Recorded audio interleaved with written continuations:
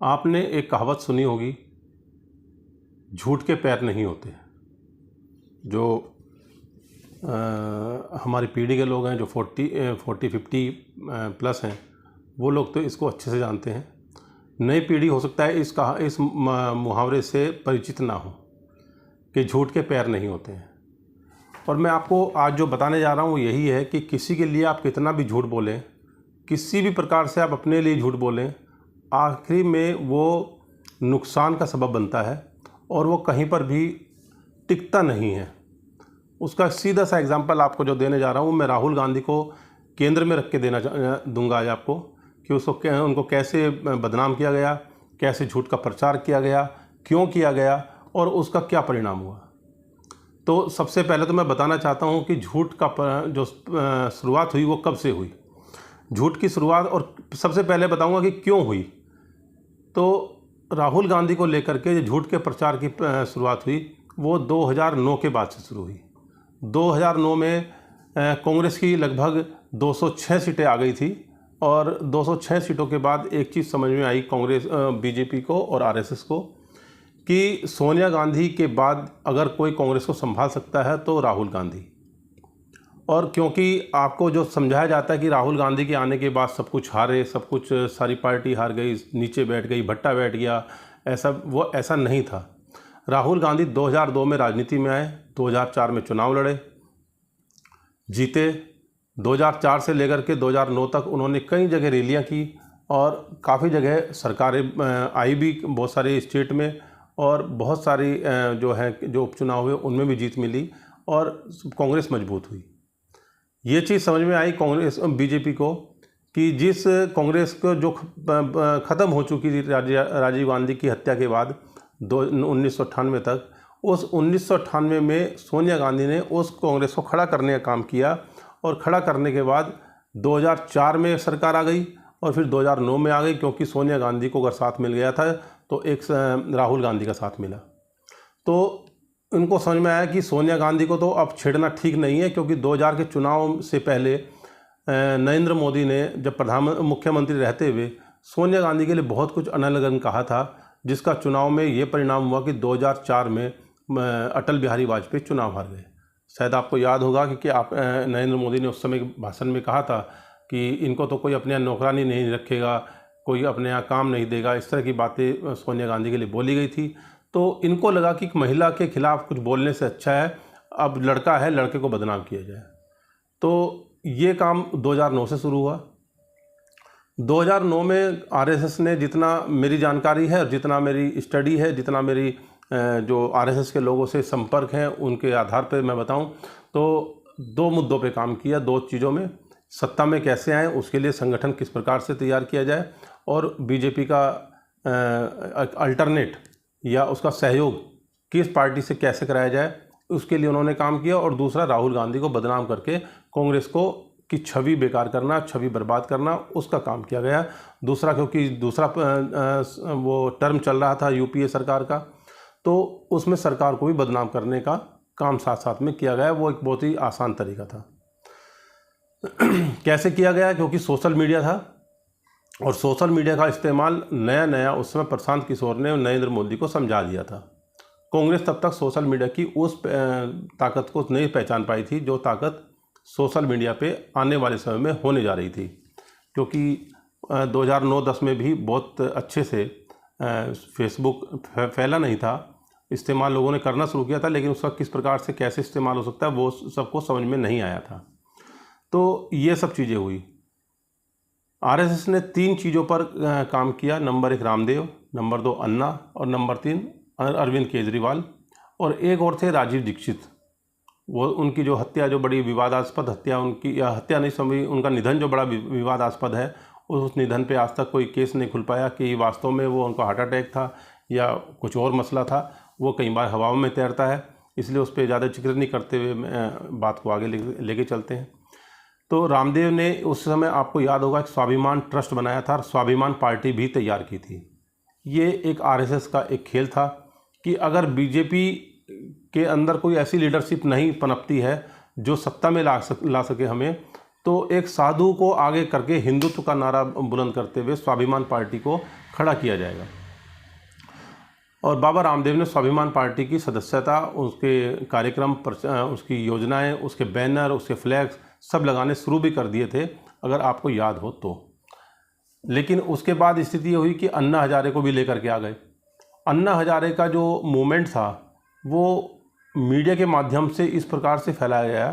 कि ऐसा लगा कि वास्तव में देश के अंदर दूसरे गांधी आ गए। मतलब जिस गांधी से नफरत करते हैं उसी गांधी की फ़ोटो लेकर के उन्होंने आपके सामने एक ऐसे व्यक्ति को लेके आ गए जो देखने में भोला भाला लगता है लेकिन सातिर दिमाग के थे,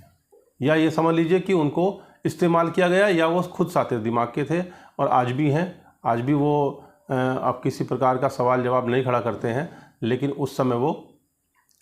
पूरे सवाल जवाब इस प्रकार से बोलते थे जैसे उनके जो बोलने से है वो हर समस्या का हल है। तो ऐसी चीज़ें होती थी। तो अन्ना को सामने लेकर के आए टीम केजरीवाल, यानी कि आम आदमी पार्टी को भी फील्ड में एक तरह से जब उनका मूवमेंट ख़त्म हुआ, एक आम आदमी पार्टी की जब स्थापना हुई तो वो भी एक अल्टरनेट आरएसएस के पास रहा कि किस प्रकार से इनको अरविंद केजरीवाल का इस्तेमाल किया जाए। वो बात अलग है कि दूसरी तरफ खिचड़ी नरेंद्र मोदी अपने हिसाब से पका रहे थे और वो खिचड़ी वास्तव में उनकी पक गई। और जिस प्रकार से उन्होंने मीडिया का इस्तेमाल, क्योंकि वो करना जानते थे पहले से, तो उन्होंने किया।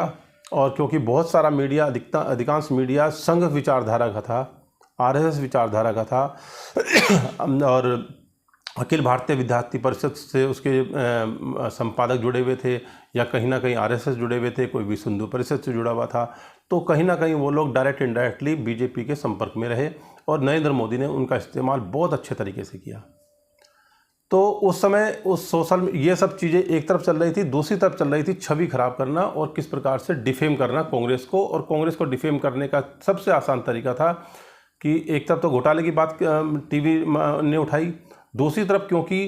वो जो चीज़ें राहुल गांधी को लेकर के झूठ फैलाया जाना था वो टीवी पे नहीं चल सकता था, क्योंकि एक तो कांग्रेस सरकार थी, दूसरा वो झूठ जो है ऑथेंटिक तरीके से बोला जाए, सही हो तब तो बोला भी जाए, लेकिन जब वो झूठ है तो निश्चित रूप से कल को किसी केस से फंस जाएंगे। और मीडिया भी तब तक इतने प्रभाव में इस प्रकार से नहीं था कि वो कुछ भी बोल दे। तो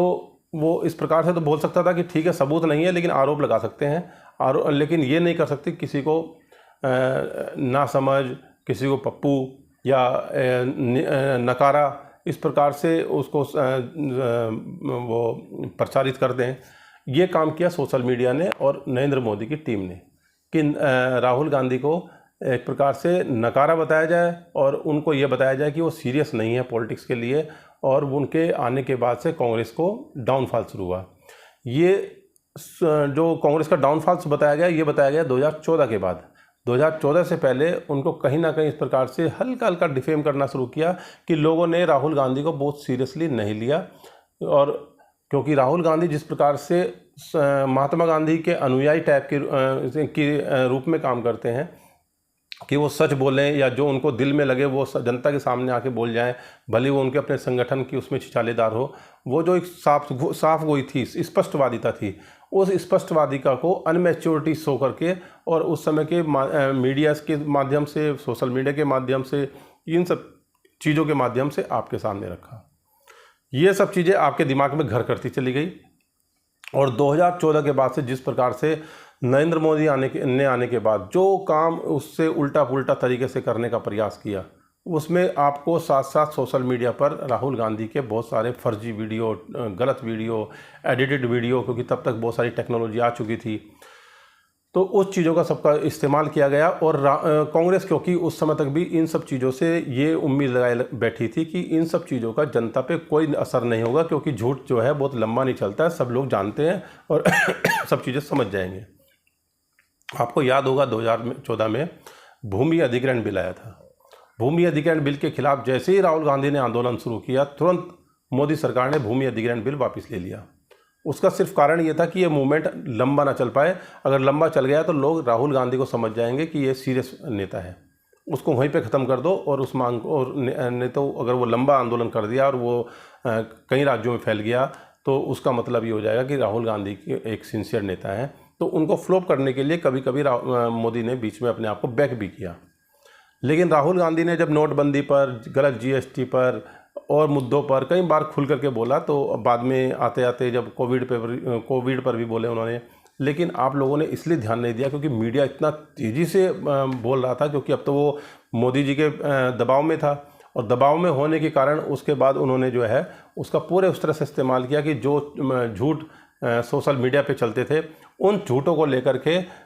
एक फर्जी डिबेट्स वगैरह भी चालू कर दी गई, और उसमें 2002 से लेकर के 2009-10 तक का कोई भी इस प्रकार का आंकड़ा नहीं दिखाया जाता था जिसमें कांग्रेस जीती थी और जिसमें राहुल गांधी ने रैलियाँ की हों, राहुल गांधी ने मेहनत की हो, राहुल गांधी ने रणनीति बनाई हो, या साथ में उनके प्रियंका गांधी ने भी थोड़ी बहुत मेहनत की हो। इस प्रकार के आंकड़े न दिखा करके वो चीज़ें दिखाई जाने लगी कि 2014 के बाद वो यहाँ पर फ्लॉप हो गए, वो ये राज्य हार गए, वो ये सीट हार गए, वो यहाँ पर भी इस तरह से हार गए, उनका मार्जिन अमेठी में कम हो गया 2019 में, 2014 में। तो इस प्रकार से चीज़ें को दिखा करके एक अनमैच्योर नेता की तरह से उनको प्रभावित किया गया।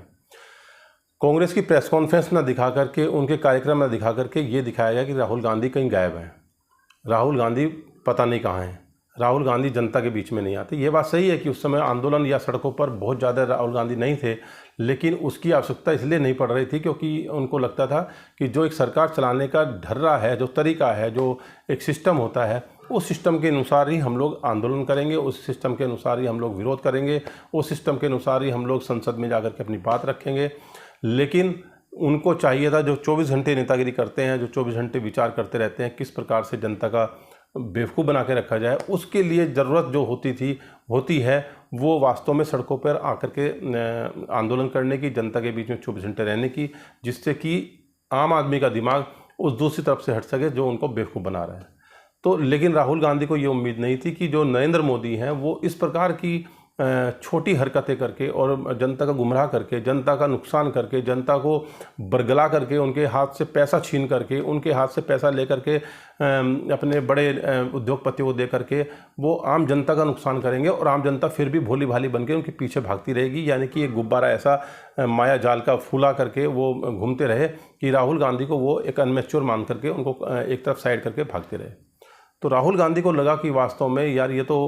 उस तरह की राजनीति अब नहीं हो रही है जैसी राजनीति देश की आज़ादी के समय से और 2014 तक चलती रही, उस तरह की राजनीति नहीं है। ये उससे उलट राजनीति है और हमें कुछ नया करना पड़ेगा। तो ये तो हो गई क्यों की गई और किस लिए की गई और कब कब की गई, तो ये मैंने आपको ये बताया है। अब आपको बताता हूँ कि वास्तव में इस राजनीति, इस जो गुब्बारा जो फूला हुआ था झूठ का, उसको कैसे तोड़ा गया।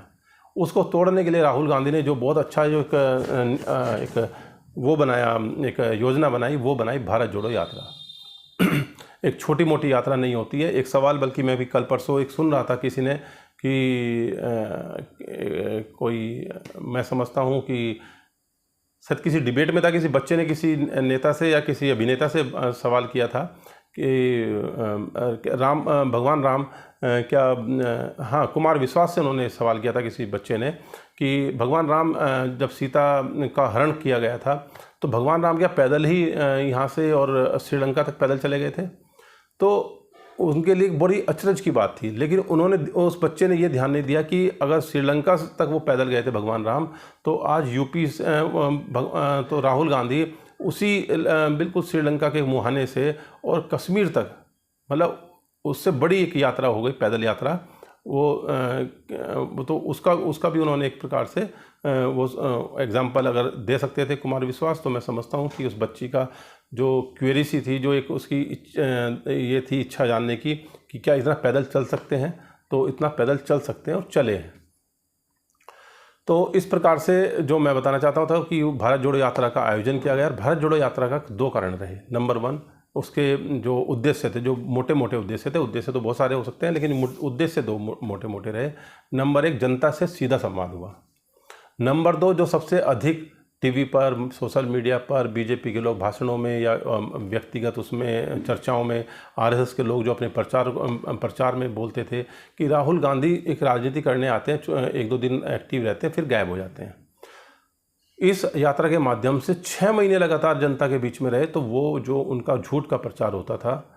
तो उसको उन्होंने तोड़ दिया। कि मैं जनता के बीच में लगातार रहता हूं, और यदि कोई बोलता है कि मैं कहीं विदेश जाता हूं, विदेश जा कर के मैं कोई मेरा अपना परिवार है मैं उसके साथ रह कर के आता हूं, इस प्रकार की बातें जो हैं आरएसएस के लोग कई बार मैंने देखा है कि हम लोगों से ही बहसबाजी करते थे। राहुल गांधी का तो परिवार है विदेश में, वो एक चुनाव लड़ाता है और वहाँ चला जाता है, उसके बाद वहीं पे कुछ दिन रुकता है तो फिर वापस आ जाता है। तो पार्ट टाइम एक प्रकार से राजनीति हो रही है।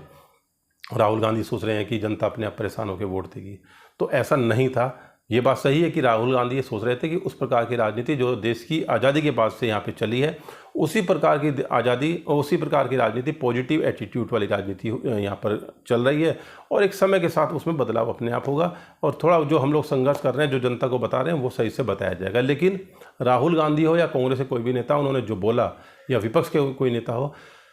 मीडिया ने उसको गलत तरीके से आपके सामने रखा, सोशल मीडिया पर उसका गलत तरीके से प्रचार हुआ। राहुल गांधी हो या दूसरे पक्ष के लोग हों, उनको नहीं दिखाया गया। आप ये समझ लीजिए जिनके 15-15, 20-20 सांसद थे, उनको टीवी पर जगह नहीं मिल रही थी,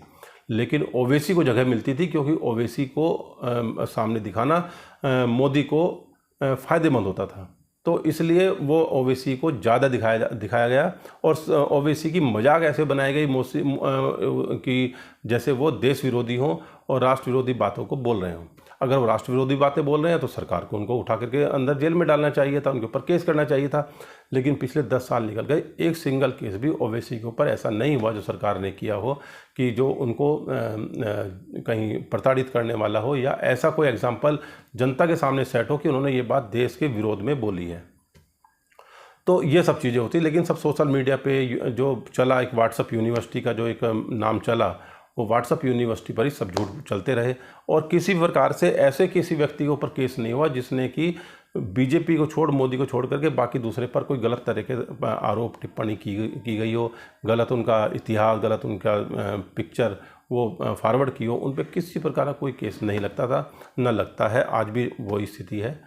तो ये जो मैं बोल रहा था कि जब उन्होंने भारत जोड़ो यात्रा की, तो वो सारे जितने भी उनके खिलाफ झूठ थे, वो झूठ 1-2 महीने के अंदर ही उड़ गए।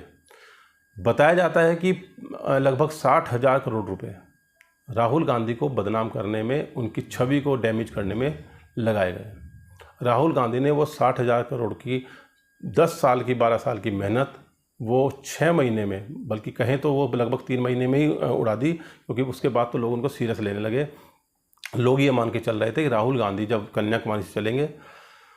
तो हो सकता है कि वो किसी ना किसी बहाने से उस यात्रा को समाप्त करेंगे, किसी ना किसी ऐसा कोई उदाहरण दे करके, या कोई ऐसी बात रख करके कि हम किसी कारण से ये बंद कर रहे हैं, बारिश आ गई है, ठंड बढ़ गई है, सर्दी आ गई है, और ये समस्या हो गई है, वो समस्या हो गई है, तो उसको बंद करेंगे। राहुल गांधी ने ऐसा नहीं किया। अगर आप लोगों को याद हो तो जब कर्नाटक से और आंध्रा से होते हुए जब ये यात्रा महाराष्ट्र में घुसने की तैयारी हो रही थी, तो तब तक बीजेपी बौखला चुकी थी, और बीजेपी कई नेताओं ने बोला था वहाँ के महाराष्ट्र के कि यहाँ पर यात्रा को नहीं घुसने देंगे। ऐसी बात मध्य प्रदेश के नेताओं ने बोली थी। उसका कारण ये था कि वो उस बात से जो झूठ फैलाया गया था, वो झूठ खुलने लगा था और खुल गया था, और उससे वो लोग परेशान थे कि राहुल गांधी ने अपनी मेहनत से वो सारे जो मिट्टी डाल रखी थी उनकी फ़ोटो के ऊपर, उनके छवि के ऊपर एक झूठ का जो आवरण फैला रखा था, वो सारा आवरण उड़ गया है, और वो हमारी जितनी मेहनत थी वो सब खत्म हो गई है, और नॉर्थ इंडिया में जैसे ही वो एंटर करेंगे तो उसका नुकसान होगा और ज़्यादा। तो इसलिए उन्होंने जो भी जैसे भी करके उसको रोकने का प्रयास किया। वो बात अलग है कि राहुल गांधी रुके नहीं, और वो सीधे कश्मीर जा कर के रुके, और उसके बावजूद भी चाहे वो सिक्योरिटी की बात रही हो, चाहे वो बीच में परेशान करने की बात रही हो, या उनकी यात्रा के बीच में बीजेपी की कार्यकर्ताओं को भेजने की बात रही हो, या उनके बीच में किसी प्रकार के गलत तरीके के नारे लगाने की बात रही हो अपने लोगों को भेज करके, तो बहुत सारी चीज़ें हुई। लेकिन वो जो झूठ था, वो झूठ एक प्रकार से उड़ गया। ये बात सही है, ठीक है, परिणाम कुछ भी रहे हों बाद में, और उसके बाद परिणाम ये भी रहा कि जिस प्रकार से 2024 का चुनाव आते आते बीजेपी को लगा कि ये तो वास्तव में चुनाव जीत रहे हैं, तो अकाउंट तक बंद करने की, पैसे की से प्रताड़ित करने की, नेताओं को और ज़्यादा प्रेशराइज करने की, यहाँ तक स्थिति रहेगी जो लोग चुनाव के लिए आवेदन कर रहे हैं उस तक ईडी के नोटिस भेज दिए गए। मतलब मानसिक रूप से निचले स्तर तक के नेता को परेशान करना शुरू किया, क्योंकि राहुल गांधी परेशान नहीं हुए। राहुल गांधी ने ईडी का पूरा सामना किया, ईडी के सामने खुल करके गए। लोग बोलते थे अब तो राहुल गांधी इटली भाग जाएगा, लेकिन राहुल गांधी इटली भी नहीं भागे। और ईडी के सामने जब जाके बैठे तो जैसा राहुल गांधी खुलेआम बोलते हैं इस बात के लिए कि ईडी के अधिकारी थक जाते थे, मैं बोलता था अभी और बैठना तो बताओ। तो वो एक दृढ़ निश्चय जो था, वो दृढ़ निश्चय उनकी छोटी सी उस मेहनत से जो 6 महीने की उन्होंने की, उससे सारा धुल गया। और उसके बाद बीजेपी के नेता परेशान हुए, खास तौर से मोदी जी और अमित शाह परेशान हुए। और इन्होंने बाद में कांग्रेस को दूसरी तरह परेशान करना शुरू किया कि ले आओ कोई पुराना केस, या नहीं भी है तो नोटिस भेजो और उस पर अकाउंट क्लोज कर दो। उनके जो छोटे छोटे नेता हैं उनको परेशान करो, जो क्षेत्रीय नेता हैं उनको परेशान करो, मतलब कहीं ना कहीं डिस्टर्ब करने का काम करो। तो आज अगर थोड़ा बहुत रिजल्ट और भी आपको लगता है कि उसके बावजूद भी कांग्रेस मतलब वो रिजल्ट नहीं दे पाई 2014 में जो दे सकती थी, जितनी राहुल गांधी ने मेहनत की, लेकिन उसके बावजूद इसके बाद ये स्थिति बनी है कि बड़े निचले स्तर तक जा करके नेताओं को परेशान किया गया। उसके बावजूद भी जितना संघर्ष करके, और जो आज की तारीख में अगर आपको ये लगता है कि मतलब बहुत ही स्मूथ राजनीति है, तो स्मूथ राजनीति वास्तव में नहीं चल रही है। ये राजनीति एक डिप्लोमेटिक होती है, कूटनीति होती है, और कूटनीति में भी बड़े निचले स्तर की होती है, जिसमें सामने वाले को परेशान करके, उसको किसी भी तरह से उलझा करके, किसी भी तरह से बदनाम कर करके, उसके सामने दबंगई दिखा करके, उसके सामने अपने पावर का गलत इस्तेमाल दिखा करके, उसके सामने अपने आप को ये दिखा करके कि तुम जो भी करोगे मैं उसको नहीं दबा दूंगा। उसके बाद उसको झूठ के एक मतलब झूठ का अभी भी उसी तरह का प्रचार जैसे संसद में आपको अगर विपक्ष के लोग बोल रहे हैं तो कैमरा उधर नहीं जाएगा बिल्कुल भी, वो सीधे सीधे ओम बिरला पर रहेगा। और अगर पक्ष के लोग बोल रहे हैं तो उनके ऊपर कैमरा पूरा का पूरा तान के रखेंगे कि पक्ष के लोग बोल रहे हैं, और उधर से ओम बिरला बोलेंगे नहीं माननीय सदस्य आप बोलिए, विपक्ष के सदस्य बोलिए, लेकिन उनको बोलने का मौका नहीं देंगे। बोलते रहेंगे लेकिन बोलने का मौका नहीं देंगे। जैसे आप अगर अपने घर में किसी को बुलाएं और आपके ऊपर फोकस हो और आप एक बार थाली दिखा दें मेहमान को और उसके बाद सामने की तरफ रख करके थाली हटा लें, लेकिन उसकी शक्ल फिर कैमरे पे ना दिखाएं, अपनी तरफ से बैठ के बोलते रहें अरे खाइए ना खाइए ना खाइए ना, तो आपको ऐसा लगेगा मैंने मेहमान को बहुत कुछ खिलाया। लेकिन क्योंकि ना तो वहाँ फोटो आप किसी का वहाँ दिखा रहे हैं मेहमान का, ना उसके सामने थाली का दिखा रहे हैं, और थाली वहाँ से उठा भी ली है तो यह थाली खाली रखी है। तो इस प्रकार से आज भी वो स्थिति चल रही है जो स्थिति पिछले 5 सालों में खास तौर से चली है सुमित्रा महाजन के लोकसभा अध्यक्ष से हटने के बाद। लेकिन उसके बावजूद भी आज राहुल गांधी पर आरोप नहीं लगा पाते हैं कि वो इस प्रकार के अक्षम नेता हैं या वो इस प्रकार के गैर जिम्मेदार नेता हैं। क्यों? और वो जो झूठ उनका फैलाया गया था वो झूठ बिना पैर का था, लंबा चल नहीं पाया। जैसी सच सामने आया वो बिल्कुल इस प्रकार से उड़ गया जैसे वेताल उड़ जाता है विक्रम की कमर कंधे से, उसी प्रकार से वो झूठ जो है वो गायब हो गया। तो आपको मैंने जो बताने का प्रयास किया वो ये हुआ कि जो झूठ होता है उस झूठ को आप भी समझिए, जिससे वो झूठ लंबा ना चले, उसके सामने सच लेकर के आइए। और अगर आपको लगता है कि कोई इस प्रकार की चीज़ें जिसमें आपको उलझन है तो आप सही माध्यम से सही जगह पर जा कर के उसकी जानकारी कीजिए। जय किशोरी का इंटरव्यू में देख रहा था, उन्होंने कहा कि मैं कथाएं करती हूँ लेकिन मैं फिर भी लोगों से बोलती हूँ कि आप भी जा कर के अगर मैंने कोई प्रसंग आपको सुनाया है, कोई विषय आपको सुनाया है, तो आप जा कर के खुद भी उसकी तहकीकात कीजिए, खुद अपने हिसाब से तथ्य ढूंढिए। कहीं ऐसा ना हो कि आप मेरी हर बातों पे विश्वास करें और मेरी हर बातों पर विश्वास करके अगर मैं कल को आपको गलत बताना शुरू कर दूँ तो आप तब भी मेरे ऊपर विश्वास करें। ऐसा नहीं होना चाहिए। आपको भी सजग होना पड़ेगा कि आपको नरेंद्र मोदी सरकार या नरेंद्र मोदी के लोग या ये व्हाट्सएप यूनिवर्सिटी या सोशल मीडिया आपको कुछ भी गलत बताएं और आप उसमें मान जाएं, ऐसा मत कीजिए। नुकसान आपका होगा, आपके आने वाली पीढ़ी का होगा, आपके बच्चों का होगा। और अगर आप आज भी ये सोच रहे हैं कि ऐसी कोई दिक्कत होगी तो 5 साल बाद हटा देंगे, तो साहब आप 10 साल से नहीं हटा पाए हैं, और ये 5 साल भी अगर आपके ख़राब हुए तो आपके बच्चों का जीवन खराब हो जाएगा। वो तो प्रधानमंत्री रह कर के और मौज लेके चले जाएंगे, उनको तो जो करना था कर चुके, और आपका जो नुकसान करना था वो आधे से ज़्यादा हो चुका है। अब जो आने वाली पीढ़ी है वो पीढ़ी का अगर 5 साल ख़राब हुआ तो उनकी पीढ़ी का भविष्य ख़राब हो जाएगा, क्योंकि वो 5 साल जो 25 से और 30 तक, या आप मान लीजिए 23 से लेकर 28 तक का समय होता है जो उनके जीवन का,